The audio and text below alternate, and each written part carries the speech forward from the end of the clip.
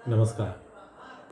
मैं डॉक्टर राजेश कुमार सिंह, सहायक प्राध्यापक अतिथि, सर्वनारायण सिंह राम कुमार सिंह महाविद्यालय सहरसा। आज के इस पोस्ट में मैं BA पार्ट 1 ऑनर्स के यूनिट 1 से संबंधित भूगोल एक विषय के रूप में विषय वस्तु पर चर्चा करने जा रहे हैं। हम आशा करते हैं कि इससे विश्वविद्यालय के तमाम भूगोल के छात्रों को काफ़ी सहायता मिलेगी।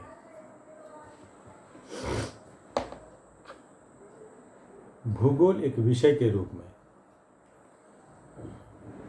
भूगोल वह शास्त्र है जिसके द्वारा पृथ्वी के ऊपरी स्वरूप और उसके प्राकृतिक विभागों जैसे पहाड़, पठार, मैदान, महादेश, समुद्र, झील, जलडमरू, मध्य आदि का ज्ञान होता है। प्राकृतिक विज्ञानों के निष्कर्षों के बीच कार्य कारण संबंध स्थापित करते हुए पृथ्वी तल की विभिन्नताओं का मानवीय दृष्टिकोण से अध्ययन ही भूगोल का सार तत्व है। पृथ्वी की सतह पर जो स्थान विशेष है उनकी समताओं तथा विषमताओं का कारण और उनका स्पष्टीकरण भूगोल का निजी क्षेत्र है। भूगोल दो शब्दों भू यानी गोल,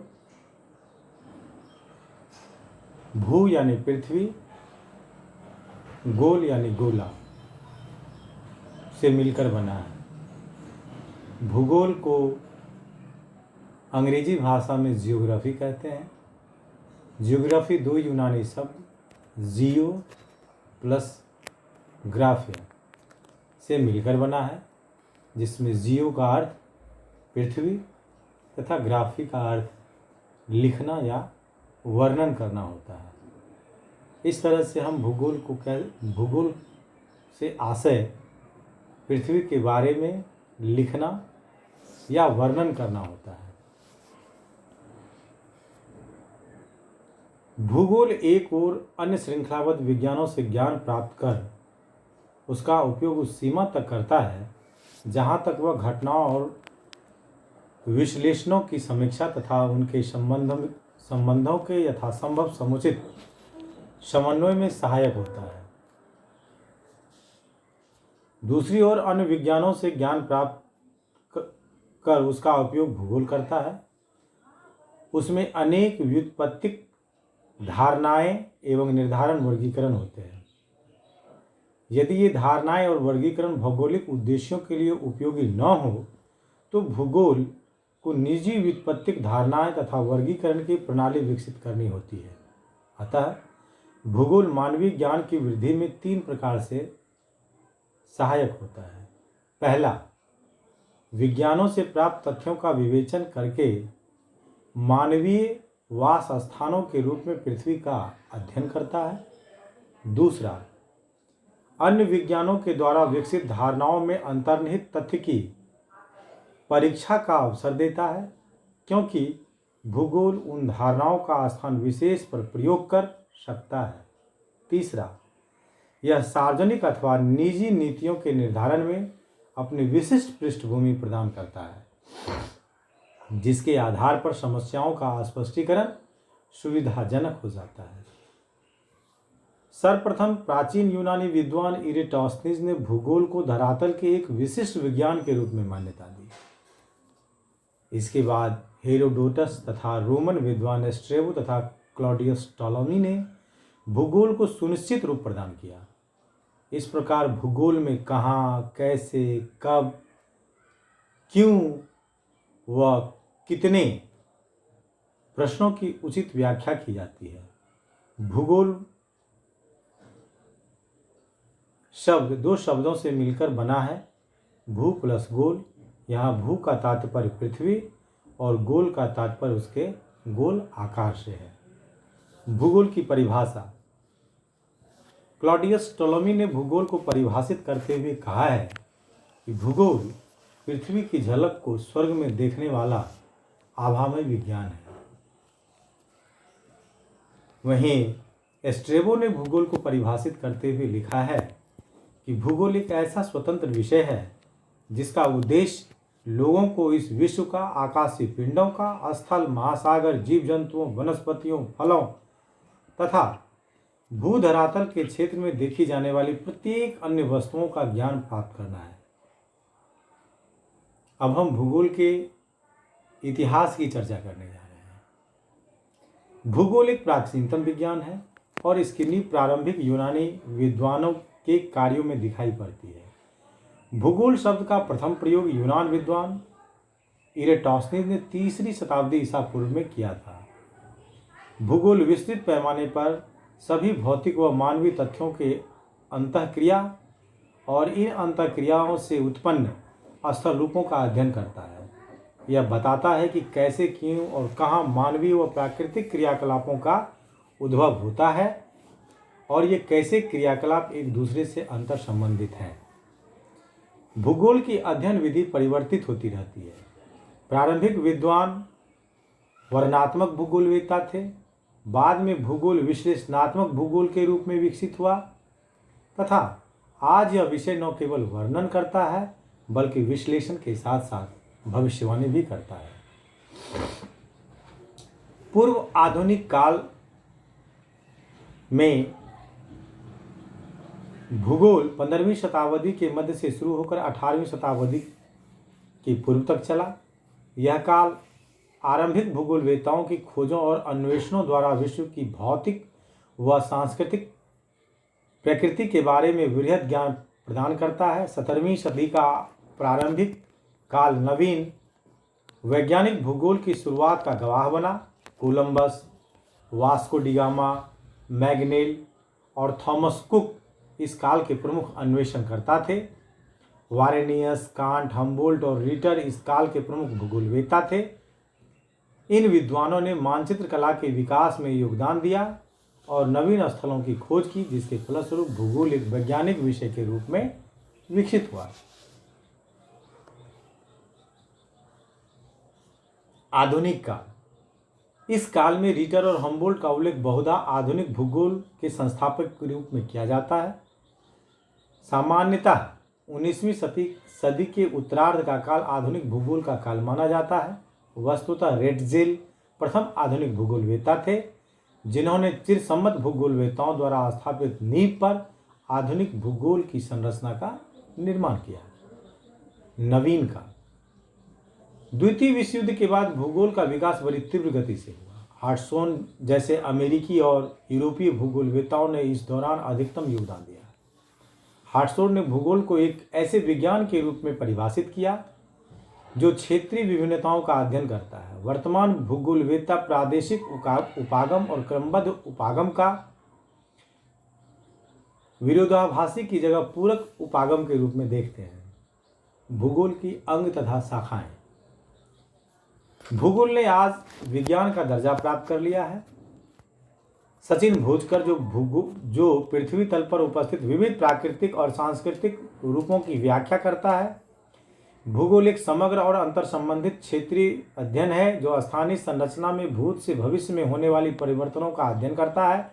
इस तरह भूगोल का विषय क्षेत्र विविध विषयों जैसे अन्य सेवाओं, पर्यावरण प्रबंधन, जल प्रबंधन, आपदा प्रबंधन, मौसम विज्ञान, नियोजन और विविध सामाजिक विज्ञानों में है। इसके अलावा भूगोलवेत्ता दैनिक जीवन से संबंधित घटनाओं जैसे पर्यटन, स्थान परिवर्तन, आवासों तथा स्वास्थ्य संबंधी क्रियाकलापों में सहायक हो सकता है। विद्वानों ने भूगोल के 3 मुख्य विभाग किए हैं: गणितीय भूगोल, भौतिक भूगोल तथा मानव भूगोल। पहले विभाग में पृथ्वी का सौर जगत के अनन्यान ग्रहों तथा उपग्रहों आदि से संबंध बतलाया जाता है और इन सब के साथ साथ सापेक्षिक संबंध का वर्णन होता है। इस विभाग का बहुत कुछ संबंध गणित, ज्योतिष से भी है। दूसरे विभाग में पृथ्वी के भौतिक रूप का वर्णन होता है और उससे यह जाना जाता है कि नदी, पहाड़, देश, नगर आदि किसे कहते हैं और अनुक देश, नगर, नदी या पहाड़ कहाँ आदि कहाँ है। साधारणतः भूगोल से उसके इसी विभाग का अर्थ लिया जाता है। भूगोल का तीसरा विभाग मानव भूगोल है, जिसके अंतर्गत राजनीतिक भूगोल भी आता है, जिसमें इस बात का विवेचन होता है कि राजनीति, शासन, भाषा, जाति और सभ्यता आदि के विचार से पृथ्वी के कौन विभाग हैं और उन विभागों का विस्तार और सीमा आदि क्या है। एक अन्य दृष्टि से भूगोल के प्रधानतः दो अंग हैं, श्रृंखलाबद्ध भूगोल तथा प्रादेशिक भूगोल। पृथ्वी के किसी स्थान विशेष पर श्रृंखलाबद्ध भूगोल की शाखाओं के समन्वय को केंद्रित करने का प्रतिफल प्रादेशिक भूगोल है। भूगोल एक प्रगतिशील विज्ञान है। प्रत्येक देश में विशेषज्ञ अपने अपने क्षेत्रों का विकास कर रहे हैं। फलतः इनकी निम्नलिखित अनेक शाखाएं तथा उपशाखाएं हो गई हैं। आर्थिक भूगोल, इसकी शाखाएं कृषि, उद्योग, खनिज, शक्ति तथा भंडार भूगोल और भू उपभोग, व्यावसायिक, परिवहन और यातायात भूगोल है। आर्थिक संरचना संबंधी योजना भी भूगोल की ही शाखा है। राजनीतिक भूगोल, इसके अंग भू राजनीति शास्त्र, अंतर्राष्ट्रीय, राष्ट्रीय, औपनिवेशिक भूगोल, शीत युद्ध का भूगोल, सामरिक एवं सैनिक भूगोल है। ऐतिहासिक भूगोल, प्राचीन, मध्यकालीन, आधुनिक, दैनिक, पौराणिक, इंजिल संबंधी तथा अरबी भूगोल भी इसके अंग हैं। रचनात्मक भूगोल, इसके भिन्न भिन्न अंग रचना, मिति, सर्वेक्षण, आकृति अंकन, चित्रांकन, आलोक चित्र, कला, मिति तथा स्थानामाध्ययन है। इसके अतिरिक्त भूगोल के अन्य खंड भी विकसित हो रहे हैं, जैसे ग्रंथ विज्ञानीय, दार्शनिक, मनोवैज्ञानिक, गणित शास्त्रीय, ज्योतिष शास्त्रीय और भ्रमण भूगोल है। भौतिक भूगोल, भौतिक भूगोल के भिन्न भिन्न शास्त्रीय अंग स्थलाकृति, हिम क्रिया विज्ञान, तटीय स्थल संरचना, भूस्पंदन शास्त्र, समुद्र विज्ञान, वायु विज्ञान, मृत्तिका, जीव विज्ञान, चिकित्सा या वैशेषिक भूगोल तथा पुरालिपि शास्त्र है। मानव भूगोल, मानव भूगोल भूगोल की वह शाखा है जो मानव समाज के क्रियाकलापों और उनके परिणाम स्वरूप बने भौगोलिक प्रतिरूपों का अध्ययन करता है। इसके अंतर्गत मानव के राजनीतिक, सांस्कृतिक, सामाजिक तथा आर्थिक पहलू आते हैं। मानव भूगोल को अनेक श्रेणियों में बांटा जा सकता है, जैसे आर्थिक भूगोल, राजनीतिक भूगोल, जनसंख्या भूगोल, सांस्कृतिक भूगोल, कृषि भूगोल, परिवहन भूगोल, पर्यटन भूगोल आदि। भूगोल एक अंतर्संबंधित विज्ञान के रूप में इतिहास के विभिन्न कालों में भूगोल को विभिन्न रूपों में परिभाषित किया गया है। प्राचीन यूनानी विद्वान ने भौगोलिक धारणाओं को दो पक्षों में रखा है। प्रथम गणितीय पक्ष, जो पृथ्वी की सतह पर स्थानों की अवस्थिति को केंद्रित करता था, तथा दूसरा यात्राओं और क्षेत्रीय कार्यों द्वारा भौगोलिक सूचनाओं को एकत्र करता था। इनके अनुसार भूगोल का मुख्य उद्देश्य विश्व के विभिन्न भागों की भौतिक आकृतियों और दशाओं का वर्णन करना है। भूगोल के प्रादेशिक उपागम का उद्भव भी भूगोल की वर्णनात्मक प्रकृति पर बल देता है। हम्बोल्ट के अनुसार भूगोल प्रकृति से संबंधित विज्ञान है और यह पृथ्वी पर पाए जाने वाले सभी साधनों का अध्ययन व वर्णन करता है। हिटनर और हाटसोन पर आधारित भूगोल की तीन मुख्य शाखाएं हैं: भौतिक भूगोल, मानव भूगोल और प्रादेशिक भूगोल। भौतिक भूगोल में प्राकृतिक घटनाओं का उल्लेख होता है, जैसे कि जलवायु विज्ञान, मृदा विज्ञान और वनस्पति। मानव भूगोल भूतल और मानव समाज के संबंधों का वर्णन करता है। भूगोल एक अनुशासित विषय है। भूगोल का गणित, प्राकृतिक विज्ञानों और सामाजिक विज्ञानों के साथ घनिष्ठ संबंध है, जबकि अन्य विज्ञान विशिष्ट प्रकार की परिघटनाओं का ही वर्णन करते हैं। भूगोल विविध प्रकार की उन परिघटनाओं का भी अध्ययन करता है जिनका अध्ययन अन्य विज्ञानों में भी शामिल होता है। इस प्रकार भूगोल ने स्वयं को अंतरा संबंधित व्यवहारों के संश्लेषित अध्ययन के रूप में स्थापित किया है। भूगोल स्थानों का विज्ञान है। भूगोल प्राकृतिक व सामाजिक दोनों ही विज्ञान है, जो कि मानव व पर्यावरण दोनों का ही अध्ययन करता है। यह भौतिक व सांस्कृतिक विश्व को जोड़ता है। भौतिक भूगोल पृथ्वी की व्यवस्था से उत्पन्न प्राकृतिक पर्यावरण का अध्ययन करता है। मानव भूगोल राजनीतिक, आर्थिक, सामाजिक, सांस्कृतिक और जनांकिकी प्रतिक्रियाओं से संबंधित है। यह संसाधनों के विविध प्रयोगों से भी संबंधित है। प्रारंभिक भूगोल सिर्फ स्थानों का वर्णन करता था। हालांकि यह आज भी भूगोल के अध्ययन में शामिल है, परंतु पिछले कुछ वर्षों में इसके प्रतिरूपों के वर्णन में परिवर्तन हुआ है। भौगोलिक घटनाओं का वर्णन सामान्यतः दो उपागमों के आधार पर किया जाता है, जैसे प्रादेशिक और क्रमबद्ध। प्रादेशिक उपागम प्रदेश के निर्माण व विशेषताओं की व्याख्या करता है। यह इस बात का वर्णन करने का प्रयास करता है कि कोई क्षेत्र कैसे और क्यों एक दूसरे से अलग है। प्रदेश भौतिक, सामाजिक, आर्थिक, राजनीतिक, जनांकिकीय आदि हो सकता है। क्रमबद्ध उपागम परिघटनाओं तथा सामान्य भौगोलिक महत्वों के द्वारा संचालित है। प्रत्येक परिघटना का अध्ययन क्षेत्रीय विभिन्नताओं व दूसरों के साथ उनके संबंधों का अध्ययन भूगोल आधार पर किया जाता है। भूगोल का भौतिक विज्ञान से संबंध। भूगोल और गणित। भूगोल की प्राय सभी शाखाओं, विशेष रूप से भौतिक भूगोल की शाखाओं में तथ्यों के विश्लेषण में गणितीय विधियों का प्रयोग किया जाता है। भूगोल और खगोल विज्ञान। खगोल विज्ञान में आकाशीय पिंडों का वैज्ञानिक अध्ययन किया जाता है। भूतल की परिघटनाओं और तत्वों का आकाशीय पिंडों, सूर्य, चंद्रमा, धूमकेतु आदि का प्रभाव पड़ता है। इसीलिए भूगोल में सौरमंडल, सूर्य का अपने आभासी पथ पर गमन, पृथ्वी की दैनिक और वार्षिक गतियों तथा उनके परिणाम स्वरूप होने वाले परिवर्तनों, दिन रात और ऋतु परिवर्तन, चंद्रकलाओं, सूर्य ग्रहण, चंद्र ग्रहण आदि का अध्ययन किया जाता है। इन तत्वों और परिघटनाओं का मौलिक अध्ययन खगोल विज्ञान में किया जाता है। इस प्रकार भूगोल का खगोल विज्ञान से घनिष्ठ संबंध परिलक्षित होता है। भूगोल और भूविज्ञान। भूविज्ञान पृथ्वी के संगठन, संरचना तथा इतिहास के वैज्ञानिक अध्ययन से संबंधित है। इसके अंतर्गत पृथ्वी के संगठक पदार्थों, भूतल पर क्रियाशील शक्तियों तथा उनसे उत्पन्न संरचनाओं, भूतल की शैलों की संरचना एवं वितरण, पृथ्वी के भूवैज्ञानिक कालों आदि का अध्ययन सम्मिलित होता है। भूगोल में अस्थल रूपों के विश्लेषण में भूविज्ञान के संबंधों तथा साक्ष्यों का सहारा लिया जाता है।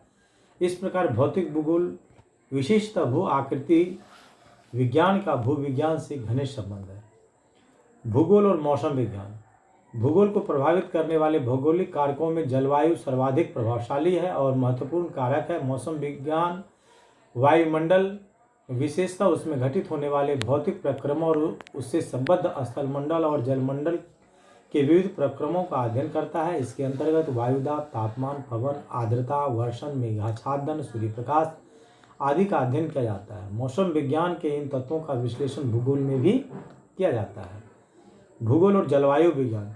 जल विज्ञान पृथ्वी पर स्थित जल के अध्ययन से संबंधित है। इसके साथ ही इसमें जल के अन्वेषण, प्रयोग, नियंत्रण और संरक्षण का अध्ययन भी समाहित है।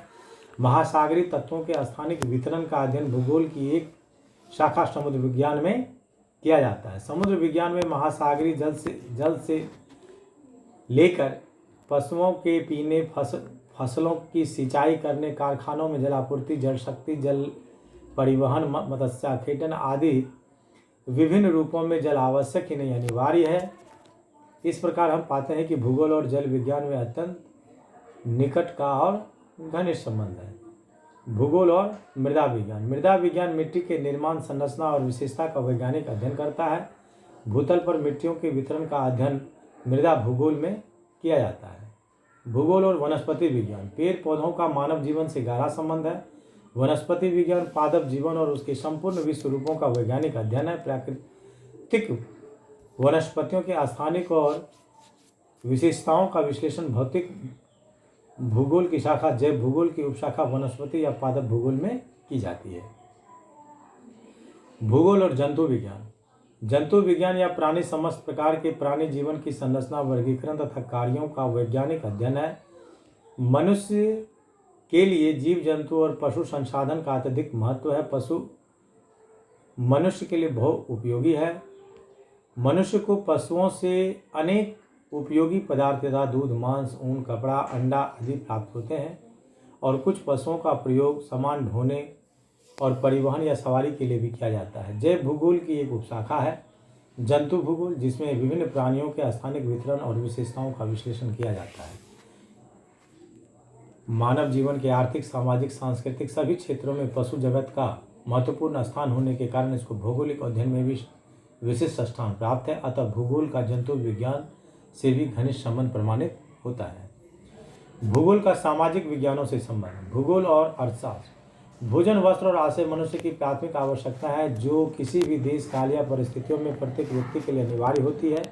इसके साथ ही मानव या मानव समूह की अन्य सामाजिक, आर्थिक, राजनीतिक आदि आवश्यकताएं भी होती हैं, जो बहुत कुछ अर्थव्यवस्था पर आधारित होती है। अर्थव्यवस्था का अध्ययन करना अर्थशास्त्र का मूल विषय है। किसी स्थान, क्षेत्र या जन समुदाय के समस्त जीविका स्रोतों या आर्थिक संसाधनों के प्रबंधन, संगठन तथा प्रशासन को भी अर्थव्यवस्था कहते हैं। विविध आर्थिक पक्षों स्थानिक अध्ययन भूगोल की एक विशिष्ट शाखा आर्थिक भूगोल में की जाती है। भूगोल और समाजशास्त्र। समाजशास्त्र मनुष्यों के सामाजिक जीवन, व्यवहार तथा सामाजिक क्रिया का अध्ययन है, जिसमें मानव समाज की उत्पत्ति, विकास, संरचना तथा सामाजिक संस्थाओं का अध्ययन सम्मिलित होता है। समाजशास्त्र मानव समाज के विकास, प्रवृत्ति तथा नियमों की वैज्ञानिक व्याख्या करता है।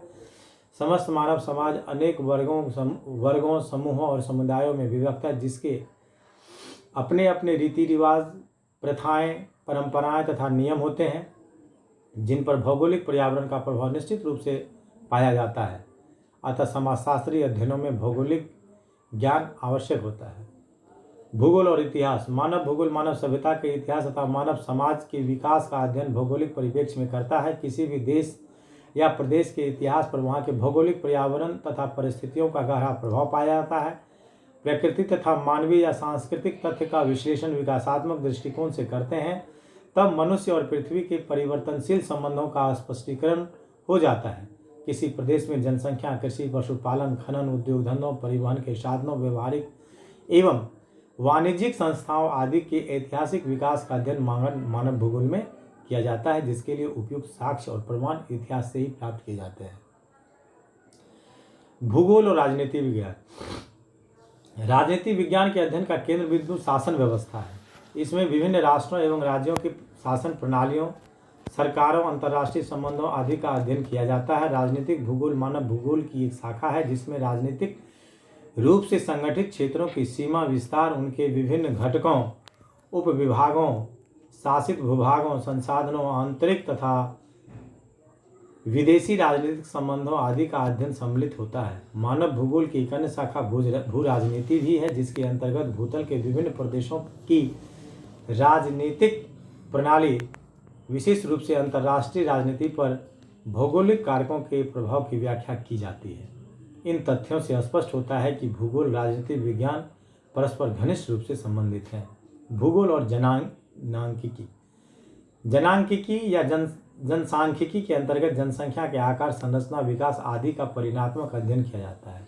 इसमें जनसंख्या संबंधी आंकड़ों के एकत्रण, पंजीकरण, मूल्यांकन, विश्लेषण तथा प्रक्षेपण के साथ ही जनांकिकीय प्रतिरूपों तथा प्रक्रियाओं की भी व्याख्या की जाती है।